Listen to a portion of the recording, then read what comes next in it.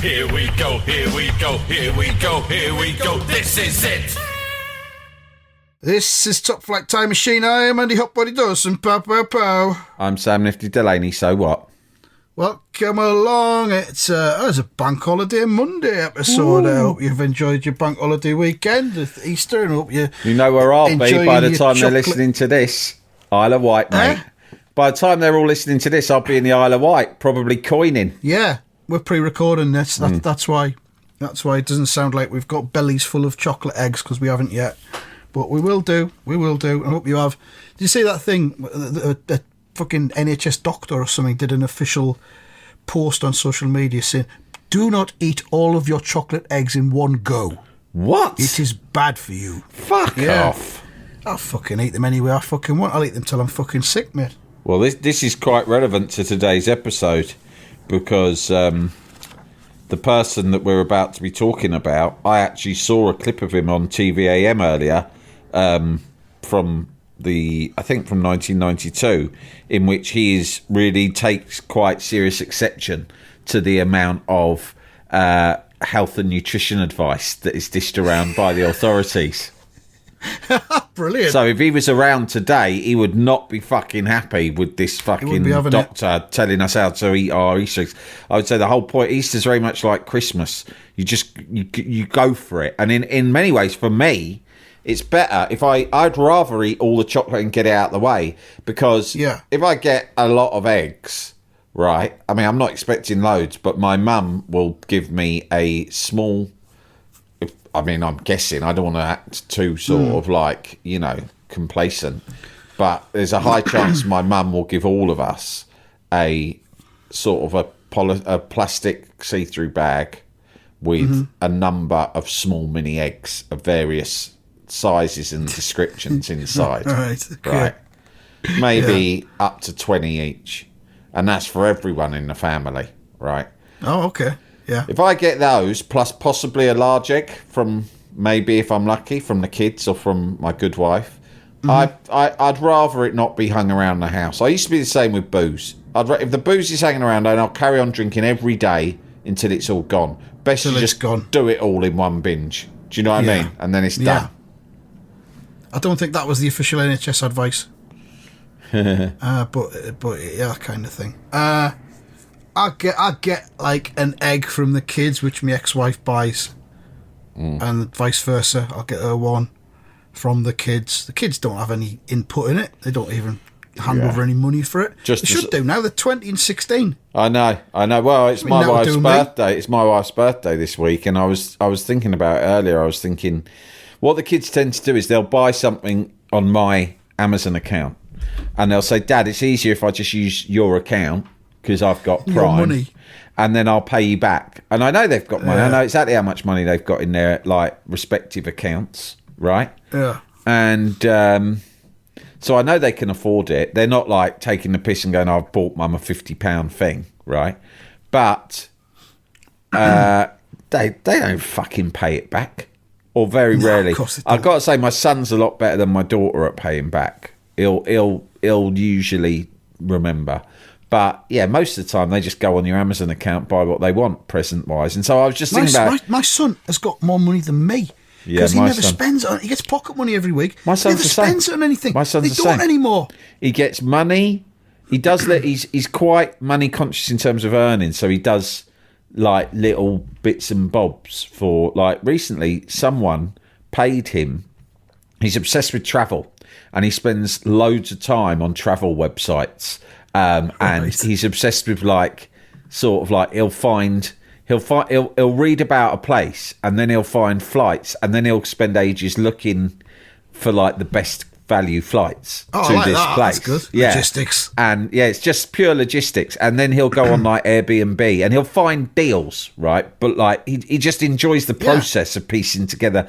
And then he was telling someone, a friend, about it, an adult mate of ours, and he went, "Well, I'm going away for this Christmas. I'll be going away with all the family, and we're looking for a big house, something a bit luxurious, within 2 hours drive of London. It needs to sleep, I think, something like 16 people, and we want it to ideally have something like a pool or a games room or something fun for the kids to do while we're there. And he went, and if you give me a package of like choices that fit all that criteria, right, then I'll pay you. And he fucking put together a whole PDF presentation with the prices and the houses and the map. Brilliant. And he put a fucking thing, a logo that he made that said LD Travel, Len Delaney Travel, right? I remember it. And he got paid a tenner, which if you're 12 years old is not bad. So he does little things like that, but he never fucking spends money. He's not interested in, other than the odd video game, like, he's not interested in clothes or anything like that at all. Yeah, well, best of luck to them. They haven't got bills to pay, have they? But girls spend a lot of money. I mean, not to pander to stereotypes, but teenage girls like spending. It does tend to be the case, yeah. Anyway, this is an episode about giant haystacks. Another single issue episode that was pre-recorded. Luke Pennick on the Turbo suggested it. We threw it open to the Turbo subscribers. Tell us what you want us to talk about. And giant haystacks is the one we favoured. If you're not familiar with giant haystacks, now's the time to start Googling him. He was, of course, an English professional wrestler. His real name was Martin Ruane. And he was only 52 when he died, Sam. Wow. He looked like he was fucking 52 when he was in his pomp. What year did he die? He was wrestling. 96, I think. 96. Well, 98. 1998. I just saw an interview with him on YouTube. And I was delighted because I never realised that he did interviews, right? I always thought Giant Haystacks is very enigmatic. Yeah, he'd just come into the ring, smash someone up and fuck off again. Yeah, and like it'd be really bad, and then occasionally Big Daddy would come along and defeat him, right? Yeah. And and I thought the whole thing was there was a mystique around him. But no, there was a number of different interviews with him. And I was watching this TVAM one, and it was Lorraine. Is this the one with Mike Morris and Lorraine Kelly? A very young Lorraine Kelly. Yeah, Lorraine Kelly. Amazing, isn't it? But she looks the same. Yeah, makes no sense. I thought, fucking hell, Lorraine Kelly's just been there forever. Yeah. But she hasn't really aged. But so you've seen it. What's his name, that guy? Mike Morris. I was wondering what his name is. Yeah. Mike Morris. What happened to him? I don't know, because I think he was like the sports presenter originally on TVM, and then he was he had a bit of personality, a bit something about him, so he ended up presenting the whole thing. Yeah, he ended up taking over from like Nick Owen, I think. Fucking hell. Well, yeah. Mike Morris. He obviously would have bagged this interview. It's a big one. It's Haystacks. You've got to give it to me for my sporting expertise. It's Frost Nixon. Yeah. He said, it says at the beginning, he says, what should I call you? Giant, Mr. Haystacks? And Haystacks goes, sir. Yeah. But sir. He says, some people will look at you and say that you must be unhealthy because, you weigh, 46 stone, right? And he said, but what does your doctor say? And he goes, my doctor says I'm perfect. Right, he goes, I'm fighting fit. And that's when he starts getting stuck into the nanny state. Because he goes, let me tell you, this is the way I am. You are what you are. He went, I'm from an old family of giants. Right, he goes, my mum was a giant, my dad was a giant. Everyone in my family is a giant. This is the way I am.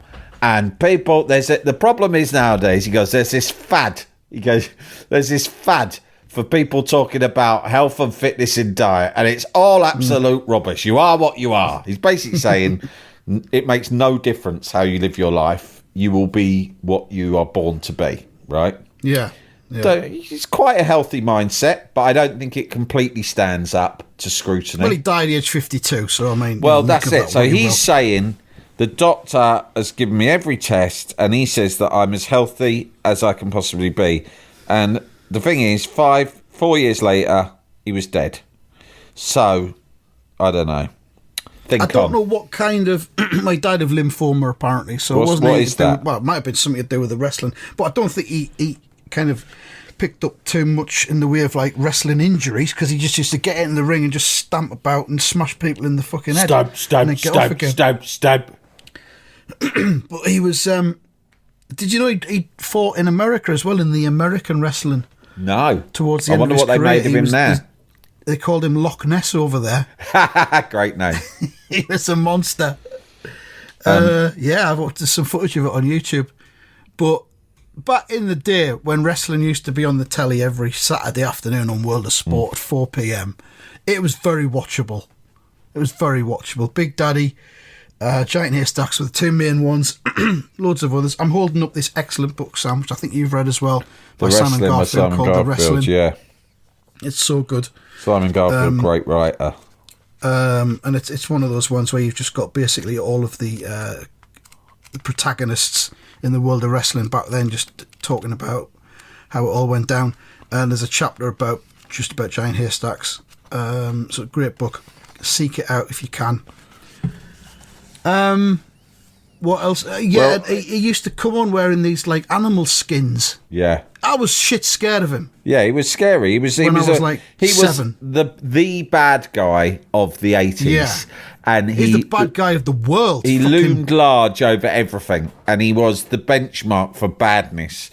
People You'd have nightmares about him. He wasn't a bad guy. He was like Darth Vader. Yeah, it was like he seemed real. He wasn't sinister. He was just fucking terrifying. Yeah, you saw if he fucking walked into the local pub or when you were a kid, he'd smash fuck out of everyone in there. Yeah, he just seemed bad, and he seemed angry as well. Like he seemed like a man you couldn't reason with. Do you know what I mean? It was in the same wheelhouse as the Incredible Hulk at the time. Yeah, but of course the Incredible Hulk TV series was on at the time with Lou Ferrigno, and he was similarly terrifying. But the thing about the Hulk was there was something pitiful about him. You know, with that sad piano music, you knew he was torn inside. He was tortured. Right, he was tortured. And so you did feel a little bit sorry. Even me personally, even when the Hulk was on the rampage, like smashing everything up and being a cunt, right, I'd still think he can't help it, and it's sad because there's a good guy inside of there trying to get out, but he's cursed, and that's a shame. I didn't get that vibe from Giant Haystacks. I thought Giant Haystacks was bad to the bone, and he only enjoyed being bad, you know. He was the sort of guy I used to think sometimes the measure I would have in my mind would be, I wonder if even if I was with my mum, he would pick her up and throw her around if she was trying to protect me. Sometimes I'd use that analogy in my head. Right. And about people trying to measure the badness of someone. And you think Haystacks would have done that? I think he would have chucked my mum across the room as soon as look at her. In a heartbeat. Yeah, of absolute heartbeat, yeah. Oi, get off me, mum. I'll throw you as well, little boy. If I can throw your mum that far, imagine what I could do to you. He started out as a heel tag team with Big Daddy, who was also a heel at this point. Oh, that's amazing. So they originally started out as compadres, and then they became mortal enemies. That would have been the scariest fucking duo ever. A tag team of Daddy and Haystacks. Yeah. But then Big Daddy decided he was going to become a good guy. Jalapeño. Here's a brief but annoying message to let you know that you wouldn't be hearing this brief but annoying message if you were a subscriber to our Iron Filing Society Patreon offering. For the price of a pint and a St. Clement's each month, you can get up to 4 episodes a week, 9 months before the rest of the world gets them. Early access to regular episodes, lots of other marvellous benefits, and there's absolutely no adverts or brief but annoying messages like this that will get right on your ticks. Find out more and subscribe now at tftimemachine.com/ironfilings. Jalapeño.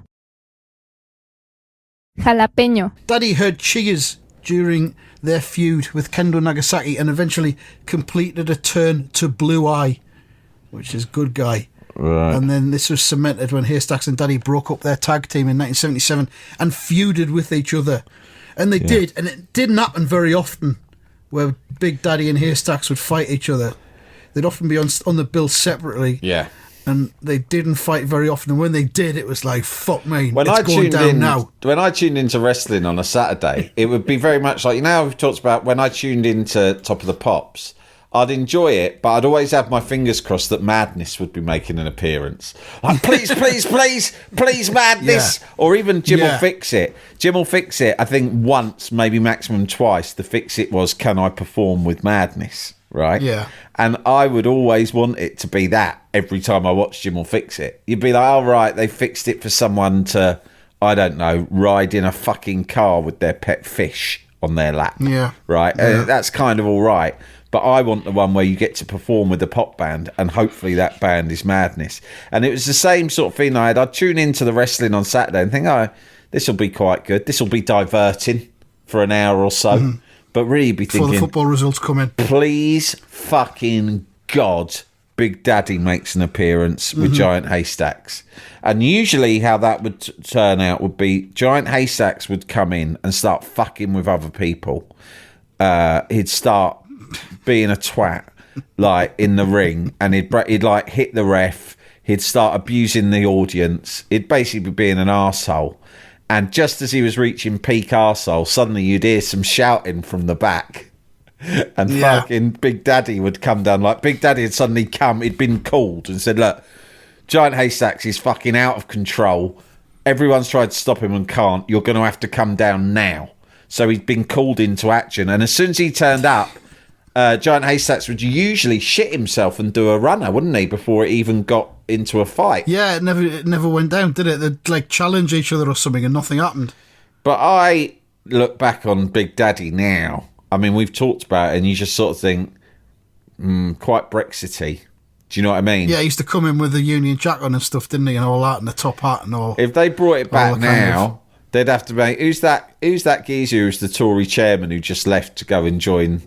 the other party, Lee Anderson. Yeah, if they brought back Daddy of politics, if they rebooted Saturday Wrestling, they'd have to get Lee Anderson to play Big Daddy, wouldn't they? In a fucking because he wore like a Union Jack leotard, didn't he?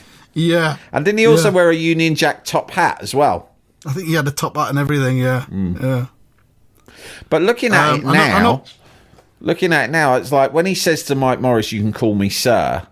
And like the conceit is, you have to be really polite to me and show me loads of respect because I'm Giant Haystacks, and if you don't treat me with the necessary respect, I'll smash the studio. I will smash you.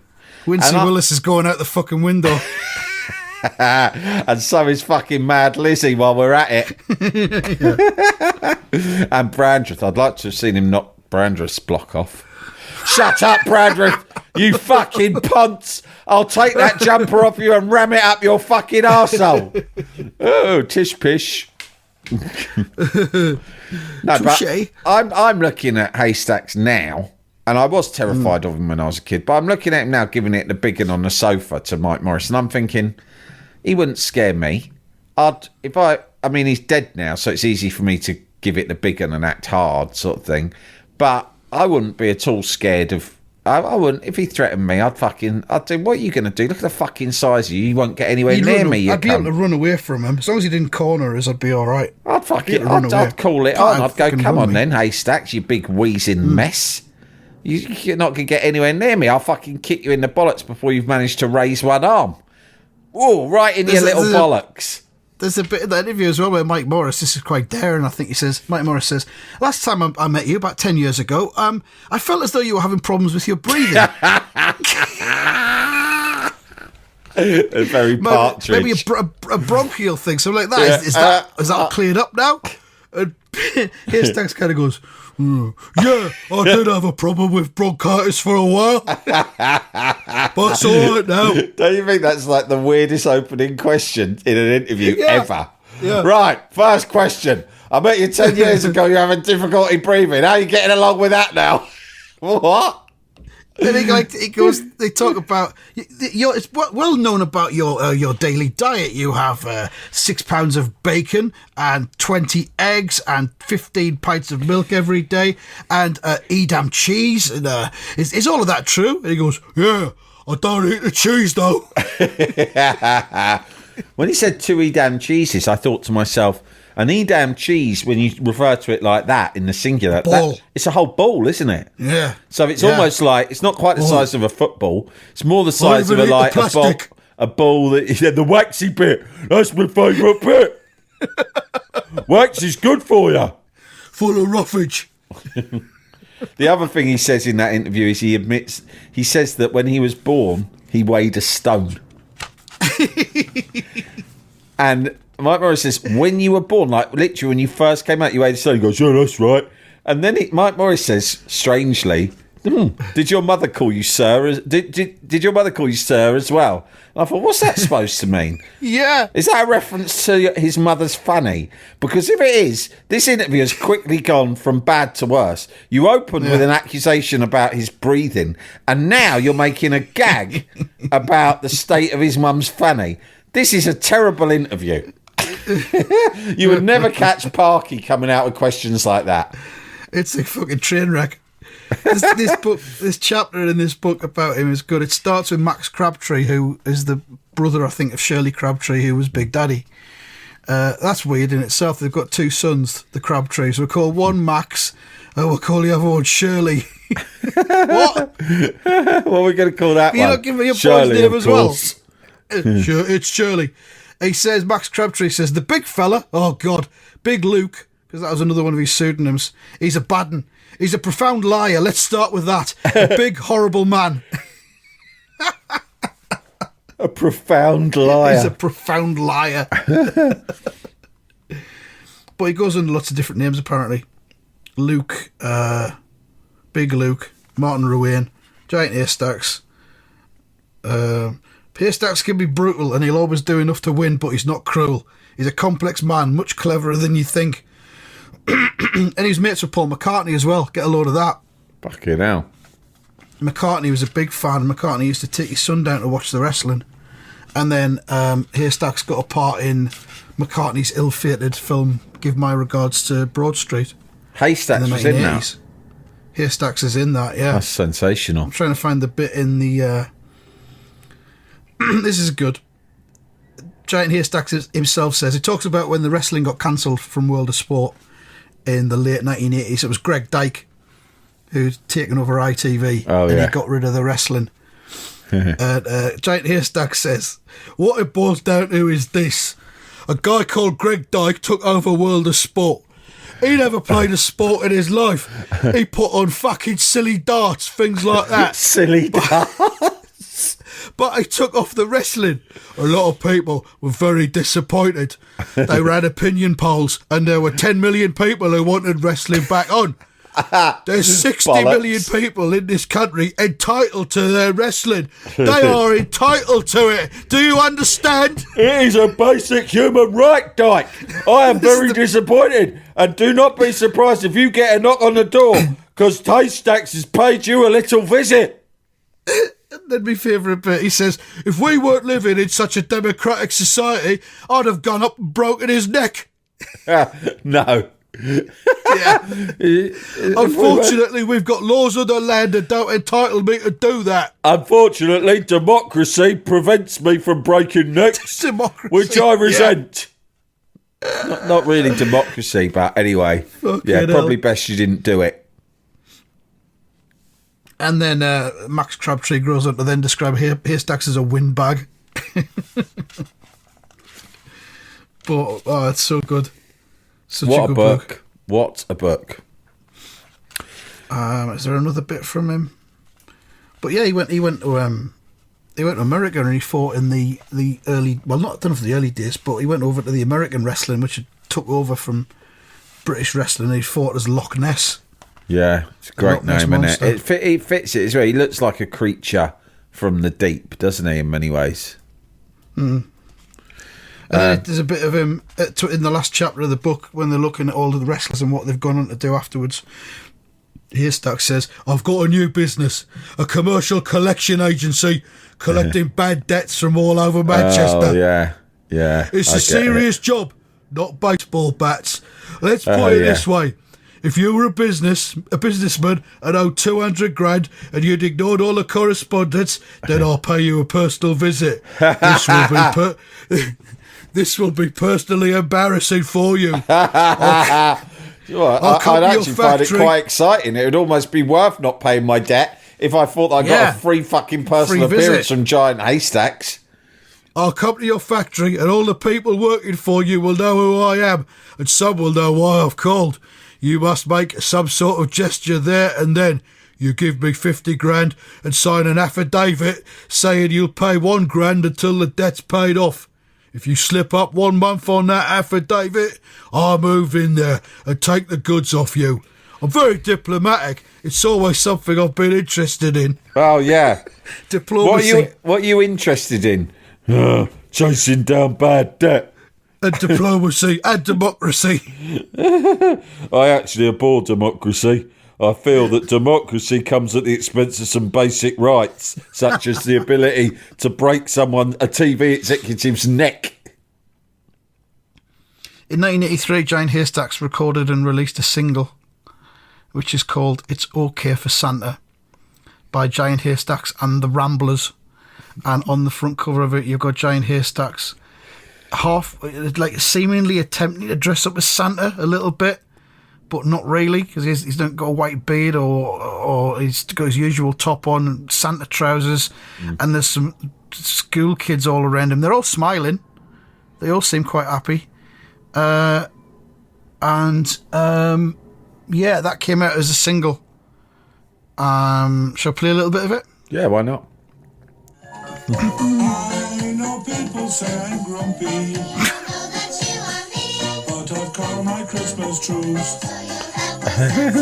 Fucking hell. What you'll see, I'd like to give kids fun and glee, for presents round their Christmas tree. If only I went this time. There you are. It's OK for Santa. It's on YouTube. Get it on your playlists, and I don't know if it's on Spotify or not. Might be. Brilliant. It's up there with. It should be on all the Christmas compilation albums that come out every year. Yeah, I don't know why that doesn't good. get more airtime. The estate of Haystacks could be earning a fucking ton in publishing rights. The Haystacks estate. Yeah, yeah. Yeah, listen to this. This is his son talking in an interview online. Paul McCartney cast my dad as a villain in the film Give My Regards to Broad Street, and they became lifelong friends. Wow. When he was filming, he'd spend a few weeks at a time with Paul at Elstree. This is just before Linda passed away. They were both very down to earth and just hit it off. After Dad died, Paul sent flowers to my mum for years. Paul McCartney sent flowers to Giant Haystacks' widow for years after his death. That is fantastic. Fucking hell. That's incredible. Just as you thought, Paul McCartney, you couldn't be any better as a man. I know. He must have it in his diary every year.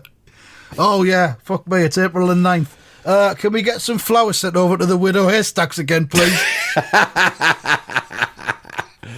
I never miss it, not once. Oh man. Yeah, that's kind of Giant Haystacks, I reckon.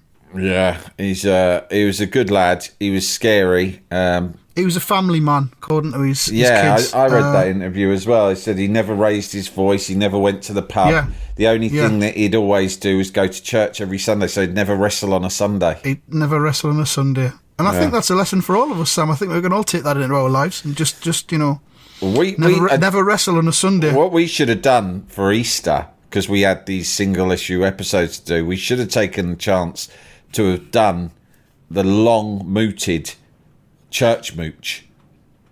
What better time to do it than Easter? But we will get round to that soon. We'll be pretty busy this time of year. Actually, yeah, we're better off doing it at downtime, their down period. Yeah, probably February when it's too cold. The churches are all freezing. Yeah. Yeah. So there we are.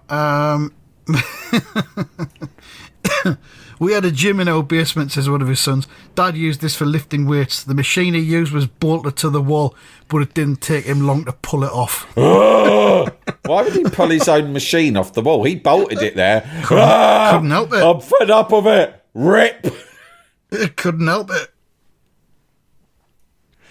So there we are. That's Giant Haystacks. I hope that's satisfactory for everybody on this Bank Holiday Monday. Yeah. We'll be back throughout the week with new episodes on the IFS. And enjoy your life and don't wrestle on Sundays. Thank you very much for listening. And that's that. That's that.